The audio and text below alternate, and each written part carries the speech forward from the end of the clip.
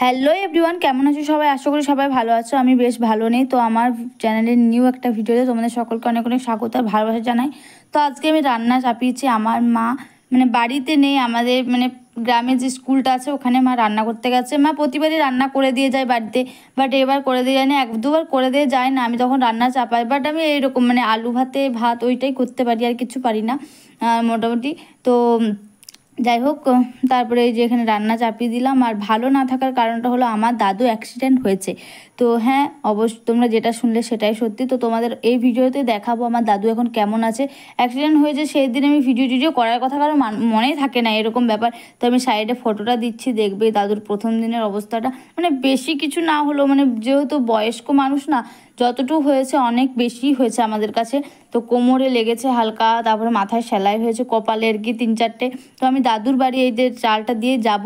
তো চলো আমি যাই আর তোমরা দেখতে থাকো। যে ওখানে ভাত চাপিয়ে দিয়েছি, তো আমার মাও এসেছে, এখন দেখতে যাবে ভাত চাপিয়েছি কিনা সেটা দেখতে।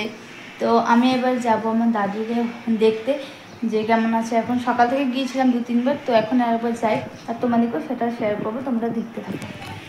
তারপর এই যে আমি গুটি গুটি পায়ে আগাতে থাকলাম দাদুর বাড়ির কাছাকাছি চলে এসেছি। বেশি দূর নয়, 10 সেকেন্ডে পৌঁছে যাবো এরকম ব্যাপার। তো এসে দেখছি দাদুর এরকম অবস্থা। দাদু নামতে চেষ্টা করছিল, কিন্তু এই যে নামছে, কোমরে একটু খুব জোর লেগেছে কোমরটায়, তাই কোমরে গামছা বেঁধে রেখেছে। তো আস্তে আস্তে হাঁটছে, কাউকে ধরতেও দিচ্ছে না, বলছে না আমাকে ধরিস না, আমি নিজেই দেখবো কি আমি চলতে পারছি না। তারপর আমার ঠাকুমা বলছে দেখ একটু নারকেল আছে। তো আমি নারকেলটা একটু নিলাম আর তোমাদের সঙ্গে একটু শেয়ার করলাম। তারপর দাদু এখানে আস্তে আস্তে বসছে, কোমরে খুব জোর লেগেছে। তো ব্যাপারটা হয়েছিল, দাদু সাইকেল নিয়ে আমাদের এখানে বাজারে গিয়েছিল। তো আসছিল আস্তে আস্তে, আর পেছন থেকে একটা গাড়ি এসে পড়ে ধাক্কা দিয়ে দিয়েছিল আর কি। তো বেশি কিছু হয়নি, এটাই অনেক। তো তোমরা প্রে করো যাতে দাদু তাড়াতাড়ি সুস্থ হয়ে যায়। তো এখানে আমার ঠাকুমা রান্না করছিল বসে, এই যে ঠাকুমা রান্না করছে। আর আমি এখানে দাদুকে জিজ্ঞাসা করছিলাম যে এখন ঠিক আছে? দাদু বলছিল হ্যাঁ ঠিক আছে, বাট কোমরটা খুব ব্যথা করছে, এটাই বলছিল। তারপর আমি সেখান থেকে তাড়াতাড়ি করে বাড়ি এসেছি। আমার মনেই নেই আমি রান্না চাপিয়ে দিয়ে এসেছি, জন্য ভাত চাপিয়ে দিয়ে এসেছি আর দাদুর পাটা দেখালাম। আর বাড়িতে এসে দেখছি ভাত ফুটে গেছে।